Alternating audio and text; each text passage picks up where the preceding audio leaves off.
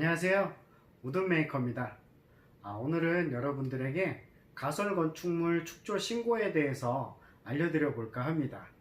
제가 최근에 가설건축물 축조 신고를 해봤는데 생각보다 어렵지 않거든요.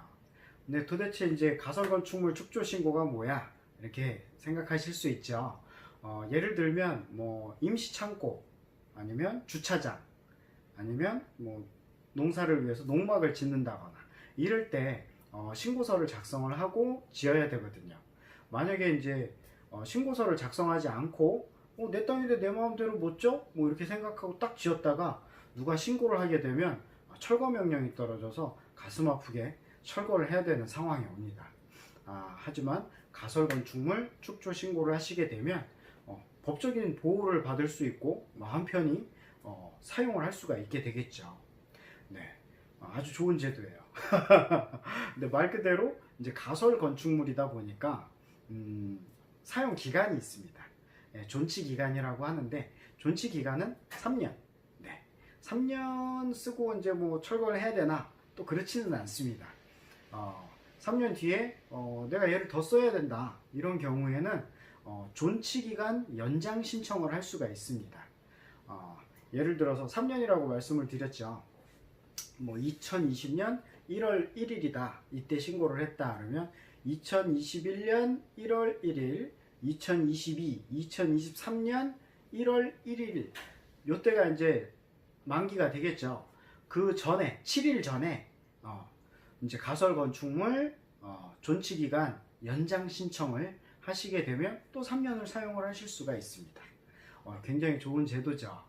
저는 이런 제도가 있는지 몰랐어요. 그래가지고 자료를 막 찾아보는데 주차장 짓는 법 이렇게 했더니 내용 뭐 나오는 자료들이 신고당했어요. 뭐 임시창고 지었어요. 신고당했어요. 예, 온통 신고당한 내용이 막 나오더라고요. 진작에 이거 뭐 주차장 신고 안 당하게 짓는 법 이렇게 쳐볼 걸 그랬나봐요. 그러면 이제 가설건축물 축조 신고라는 걸 빨리 알았을 텐데 몰라가지고 1년을 찾았습니다. 제가 1년을. 네. 제가 이제 이번에 가설건축물 축조 신고를 직접 해봤는데 서류도 단순하고 마음만 먹으면 아주 간단하게 하실 수가 있으실 것 같더라고요. 뭐 저도 했는데요. 하실 수 있습니다.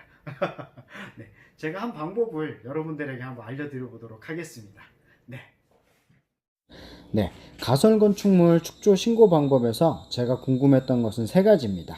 첫째, 어디에서 신고해야 하나? 둘째, 어떤 서류가 필요한가? 셋째, 서류 접수만 하면 끝나는가? 돈이 얼마 드는지 궁금하잖아요. 그쵸? 그래서 첫 번째부터 차근차근 설명해 보겠습니다. 우선 어디에서 신고해야 되나? 보시죠. 네, 이제 컴퓨터 앞에 앉아서 제가 인터넷 네이버 포털 사이트를 열었습니다. 꼭 네이버에서 해야 되는 건 아니에요. 뭐 다음이나 구글에서 하셔도 나옵니다. 자, 검색창에 첫 번째로 내가 속한 지역, 저는 영월이니까 영월군청 이렇게 해서 검색을 누르게 되면 영월군청 홈페이지가 나올 거예요. 여기를 누르고 들어갈게요.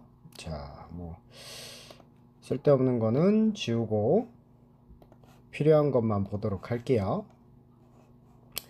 자, 여기서 보시면 여기 돋보기 모양 있죠? 검색하겠다는 거죠. 얘를 클릭하고 이쪽에다가 제가 건축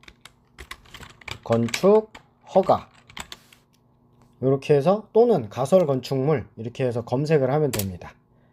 자, 검색을 했더니 뭐 이렇게 나오죠. 영월 소식, 뭐 관광, 문화관광.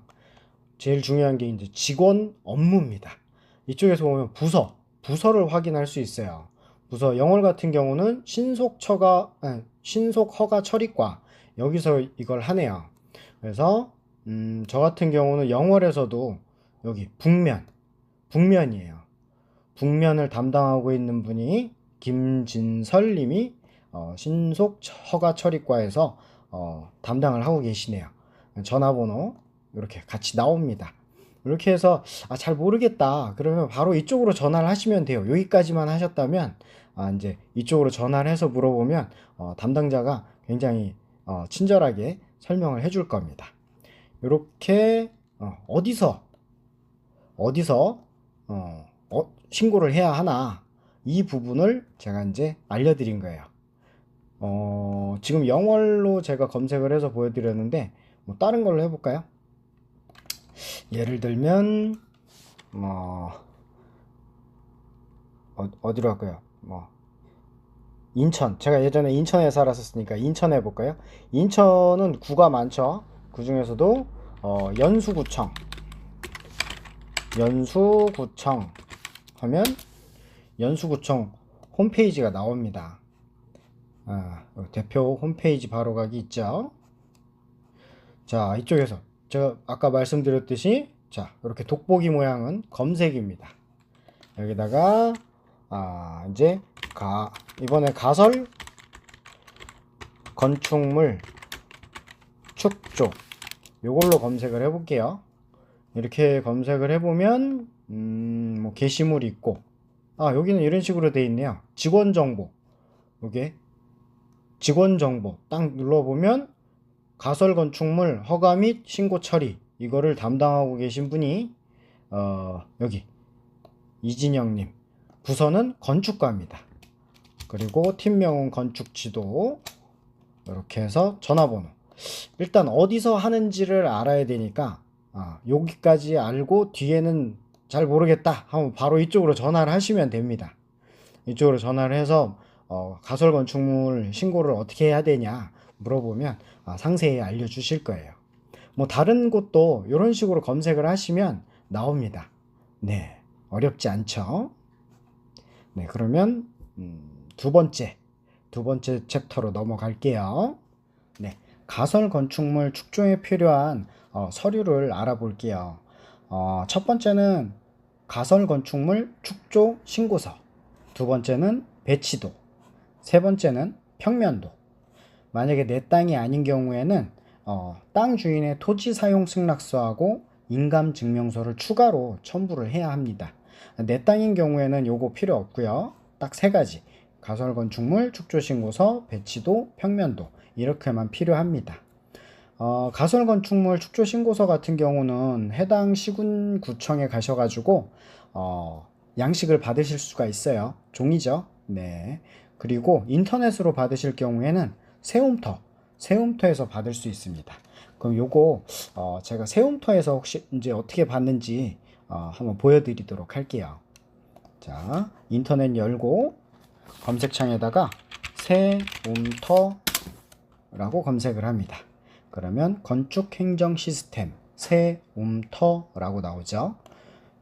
이제 요걸 눌러서 홈페이지로 가고요. 홈페이지 정중앙에 있어요. 가설 건축물 축조 신고 해가지고 여기 신고 부분을 누릅니다. 신고를 누르면 가설 건축물 축조 신고, 인터넷으로도 이제 민원 작성을 할 수가 있는데 인터넷으로 저 같은 경우는 인터넷으로 했어요. 근데 해보니까 인터넷으로 하는 것보다 한번 서류 준비해가지고 한번 가는 게 편하더라고요. 하지만 요 축조 신고서 요거는 다운받아서 사용을 하면 되니까 이쪽에 보시면 별지 관련 서식입니다. 얘를 클릭을 하시면 창이 하나 뜨죠. 자, 요렇게 가설 건축물 축조 신고서 해가지고 쭉 이렇게 나옵니다. 이것을 다운을 받아야 돼요. 자, 다운받을 때 저장하는 방법은 여기는 한글 문서로 저장하는 방법, 여기는 PDF, 이거는 프린트. 프린트기가 있으시면 바로 프린트해서 수기로 손으로 이제 쓰셔도 되고요. 저 같은 경우는 컴퓨터로 한글 문서 작성으로 저장을 하겠습니다. 네. 그러면 여기 다운이 받아졌죠. 요거 더블 클릭해서 열면 자, 열립니다. 볼게요. 이게 작성하는 방법이 생각보다 간단해요. 이제 모르는 단어가 있으면은 뭐 찾아서 하면 되는데 우선은 제가 몇 가지 여기서 작성하는 방법을 좀 알려드려 볼게요. 어렵지 않습니다. 성명, 건축주의 성명이에요. 예를 들면은 홍길동으로 하겠습니다. 홍길동 제일 많이 쓰고 있죠. 자, 생년월일 1800년도 1월 1일 2020으로 할까요? 2020년 01 01 1월 1일로 하고요. 전화번호 010-1234-5678 주소 대한민국 어딘가 이렇게 쓰면 안됩니다. 실제 주소지를 쓰셔야 돼요. 대한민국 서울이다. 서울특별시 뒤에는 쭈루룩 쓰시는 걸로. 자, 그리고 이제 건축물을 가설 건축물을 할 곳에 대지 위치예요. 서울에다 한다 그러면 서울 특별시 해가지고 쭈루루루룩 쓰고 여기 지번에다가 1-1 이렇게 쓰면 됩니다. 대지 소유 구분. 자, 이게 내 땅인 경우에는 여기에다가 O 표시하고요. 만약에 내 땅이 아닌 경우에는 타인 소유에다가 동그라미를 치면 됩니다. 그리고 대지의 면적이에요. 예를 들어서 대지가 1000제곱미터다. 예를 들어서 썼습니다. 이거 같은 경우는 이제 본인이 제일 잘 알겠죠. 땅 크기를. 그렇죠? 본인으로 할까요? 본인이 제일 잘 아니까. 이렇게 하고 그 다음에 건축 면적. 농막 같은 경우 컨테이너 사이즈가 3 곱하기 9다 그러면 39, 27 제곱미터겠죠. 연면적은 뭐냐면 건축물 바닥 면적을 얘기해요. 그러니까 실질적으로 건축 면적의 바닥 면적이랑 동일하다고 보시면 돼요. 똑같이 건축 면적 27이면 연면적도 27일 거예요. 네, 보통 그렇습니다. 존치 기간 2023년이니까 2022년 맞죠? 2022년 1월 1일까지. 자, 동별. 이제 이거는 꼭 정해져 있는 건 없어요. 근데 저 같은 경우는 창고니까 창고 구조. 저 같은 경우 경량 철골조로 할 거죠. 경량 철골조. 만약에 주거라고 하고 컨테이너 하시는 분들은 컨테이너라고 쓰시면 됩니다. 용도 저는 임시창고,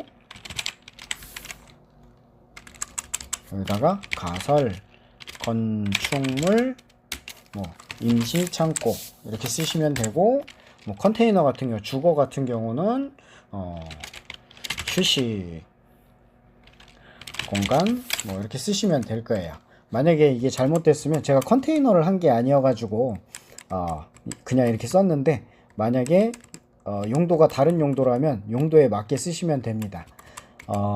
가설 건축물 같은 경우 용도 변경 나중에 따로 신고를 해야 돼요. 다시 하게 된다면 그렇게 해야 합니다. 예, 용도에 맞게 써야지. 만약에 용도에 안 맞게 쓰면 그것도 신고 대상이 돼요. 네, 건축 면적 아까 27, 연면적 동일하다 그랬죠. 컨테이너 사이즈 3 곱하기 9를 기준으로 했으니까 이렇게 됩니다. 층수는 1층으로. 저는 위에 거예요. 실질적으로 저 같은 경우는 48제곱미터예요. 경량 철골조로 해서 48제곱미터. 여기가 48이면 여기도 48이고, 여기도 연면적 합계도 48로 이렇게 적어주시면 됩니다. 컨테이너 경우에는 컨테이너로 쓰셔야 돼요. 여기.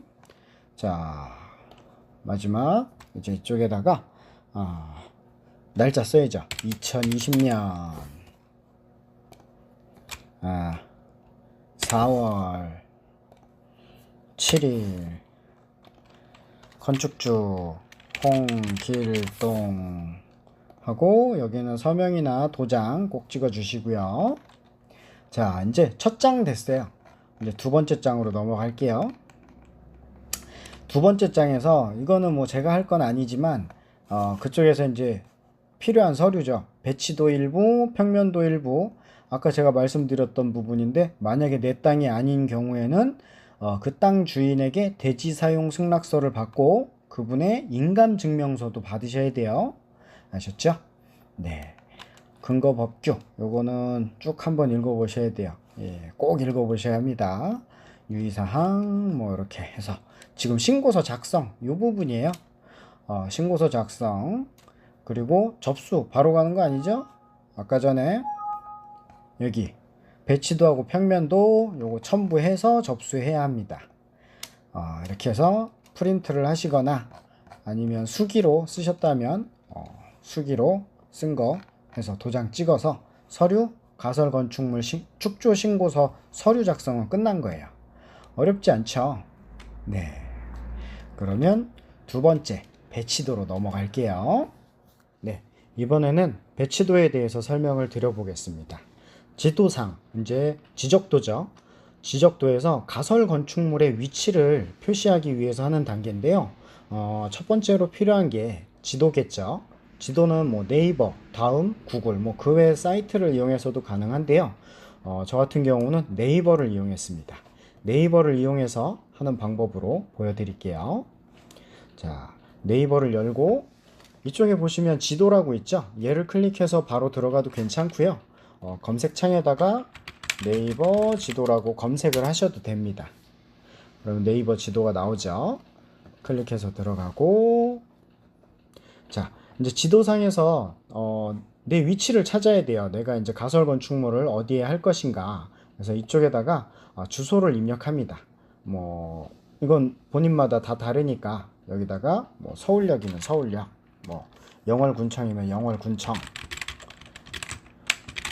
뭐 자세한 지번을 입력하면 더 자세히 나오니까 그렇게 찾으셔도 됩니다. 일단은 저 같은 경우 제가 할 곳을 찾아가 볼게요. 자, 여기 보시면 자, 이렇게 봐서는 뭐 어떻게 되는지 잘 모르죠. 지도가 참 잘 되어 있는 게 위성 지도가 참 잘 되어 있더라고요. 위성 지도를 클릭을 하면 자, 위성에서 찍은 것 가장 최근 게 나오겠죠. 제가 할 곳은 이 부분이에요. 현재 요거 같은 경우는 제가 지어서 지금 쓰고 있는 건물이고요. 요 앞부분에다가 배치도를 그릴 거예요. 그리기 전에 오른쪽 상단에 보시면 지적 편집도라고 있습니다. 얘를 클릭하면 지적도가 이렇게 나오죠. 땅이 어떻게 나눠져 있는지, 지번이 어떤지 이런 걸 쉽게 찾아보실 수가 있습니다.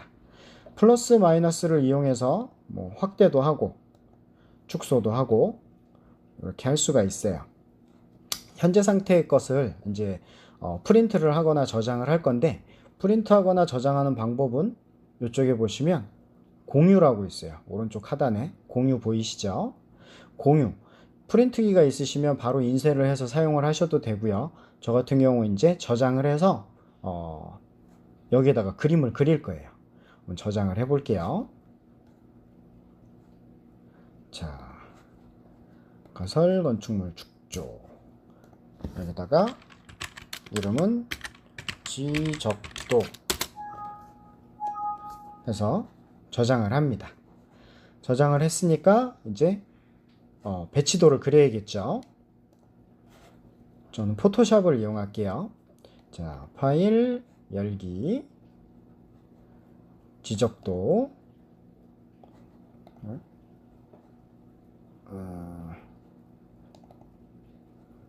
지적도 열고 조금 확대를 시켜서 볼게요. 자, 이 부분에다가 제가 그림을 그린다 그랬죠. 그러면 사각형으로 빨간색으로 잘 보이게 이렇게 표시를 해주면 끝입니다. 배치도 되게 쉽죠. 네, 이 상태에서 이제 저장을 해서 이제 프린트를 한 다음에 가지고 가셔도 되고, 컴퓨터로 신고를 하실 때는 저장한 자료를 입력을 해서 사용을 하면 됩니다. 이렇게 해서 따로 저장 JPEG 해서 지적도 얘를 배치도로 바꿀게요. 이름을 배치도. 그러면 저장이 된 겁니다. 어렵지 않죠? 네, 그러면 다음번 걸로 넘어갈게요. 네, 이제 세 번째, 평면도. 평면도는 건축물을 수평으로 잘랐을 때 내부 구조를 이제 표기하는 거거든요. 이제 A4 용지에 이제 그 사각형을 그린 다음에 가로, 세로 길이를 표시하고 문이나 창문이 있으면 문, 창문 위치를 그립니다. 저 같은 경우 이렇게 단순하게 그렸지만 만약에 주방이 있고 칸이 나눠져서 이제 농막 같은 경우는 화장실 나눠져 있고 그렇게 된다면 그 나눠진 것도 그림을 그려 주셔야 돼요. 그 다음에 이제 빈 공간에다가 용도와 면적을 표시해야 합니다. 제가 이거 용도하고 면적을 표시를 안 하고 그냥 자료를 가지고 갔더니, 평면도를 가지고 갔더니 용도하고 면적 표기하라 그러더라고요. 꼭 표기를 하셔서 빠꾸당하지 않도록 하시면 좋을 것 같아요.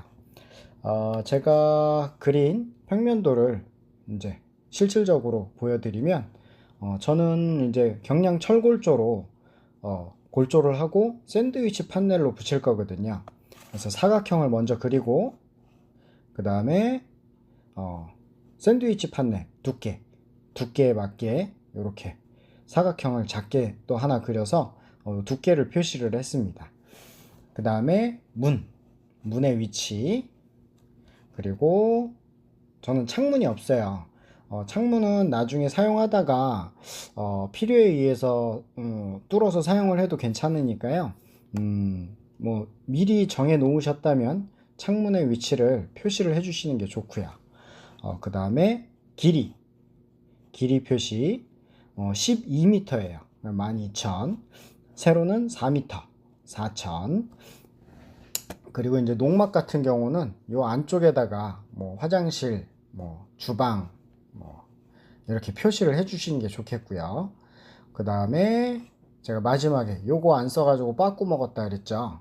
그래서 용도 임시창고 면적 48제곱미터 해가지고 요걸 마지막에 표시를 해서 요렇게 완성을 하시면 됩니다. 평면도 어렵지 않죠. A4 용지에 그림을 그리셔도 되니까 꼭 컴퓨터로 안 해도 됩니다. 네, 자하고 콤파스하고 가지고서, 콤파스는 요런 라운딩을 그리려고 하는 건데 요것도 그냥 잘 그리실 수 있으시면 콤파스 없이 그냥 자로만 잘 그리셔도 됩니다. 평면도 어렵지 않죠? 네, 다음으로 넘어갈게요. 네, 이제 내 땅의 경우면 이제 1번 가설건축물 축조신고서, 그리고 2번 배치도, 3번 평면도, 여기 이 세 개를 준비해서 담당 부서로 가서 담당자에게 제출을 하면 되거든요. 근데 만약에 내 땅이 아니다, 내 땅이 아닌 경우에는 아까 말씀드렸듯이 토지 사용 승낙서하고 인감 증명서가 필요합니다. 그 땅 주인의. 토지 사용 승낙서 같은 경우는 이제 양식이 따로 없지만 시, 군, 구청에서 지역마다 토지 사용 승낙서 서식이 조금씩 차이가 있는 것 같더라고요. 그래서 토지 사용 승낙서는 직접 가서 받으셔도 되고, 만약에 가기 좀 힘들다 그럴 때는 메일로 토지 사용 승낙서를 받으셔서 작성을 하면 됩니다. 인감증명서는 가서 띄어야죠. 토지 사용 승낙서하고 인감증명서, 여기 인감증명서 도장 있죠. 토지 사용 승낙서에 찍는 도장이 인감증명서 도장이랑 동일해야 돼요. 요거 제가 깜빡할 뻔했는데, 네, 토지 사용 승낙서에 찍는 도장과 인감증명서에 찍혀져 있는 인감도장이랑 동일해야 된다는 거 꼭 명심해 주시고요. 영월군에서 저 같은 경우는 영월이니까 영월군에서 토지 사용 승낙서 이제 보내준 서식을 보여드리면 이렇게 토지 사용 승낙서 해가지고 이런 형태로 받았습니다. 그럼 뭐 토지 소재지는 주소겠죠? 주소 쓰고 지번 쓰고 지목 쓰고 면적, 그 다음에 소유자의 주소, 성명, 이건 이제 땅 주인이죠. 그 다음에 여기다가 도장, 이제 이 부분에다가 이제 인감 도장을 찍는 거예요. 네, 이렇게 하면 토지 사용 승낙서 완성이 됩니다. 건축물 축조 신고하는 방법 어렵지 않죠. 쉽게 할 수 있습니다. 실질적으로 제가 저는 컴퓨터로 했는데 혹시 몰라서 이렇게 자료를 따로 준비했었어요. 첫 번째로 가설 건축물 축조 신고서, 그리고 두 번째 배치도, 세 번째 평면도, 빠꾸 먹은 겁니다. 여기 용도하고 면적 없죠, 이 부분에. 네, 그래서 빠꾸 먹어가지고 수정해가지고 다시 했습니다. 네, 이렇게 해서 신청을 하고 수수료 처음에 9,400원을 냈고요. 그리고 신청한 다음에 이틀 지나니까 요런 게 왔습니다.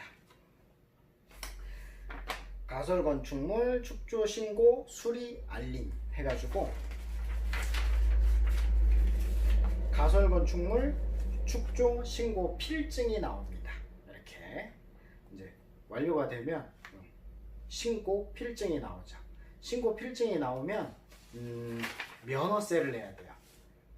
면허세하고 취득세가 있거든요. 먼저 면허세가 나온 게 이렇게 용지로 이렇게 날라와요. 그래서 금액은 9,000원. 9,000원이고요.